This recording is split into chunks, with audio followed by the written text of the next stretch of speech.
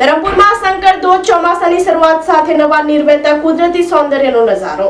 શંકર ધોધ 100 ફૂટથી નીચે તળેટીમાં પાણી પડતા લોકોએ આહલાદક દ્રશ્યો કેમેરામાં કેદ કર્યા।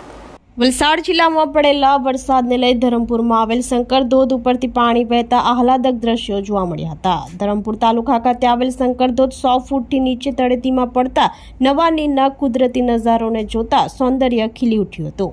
શંકર ધોધ સક્રિય થતા કુદરતી સોળે કળાએ ખીલી ઉઠ્યું હતું। અહીં કેટલાક પર્યટકો ધોધને જોવા માટે ચોમાસામાં ઉમટી પડે છે, તેમજ ધરમપુર તાલુકાના પહાડી વિસ્તારમાં વિવિધ ધોધ આવેલ છે, જે ચોમાસાની ઋતુમાં કુદરતી સૌંદર્ય સાથે લીલાછમ થાય છે। આ શંકર ધોધનો નજારો લોકોએ પોતાના મોબાઈલમાં કેદ કર્યા હતા।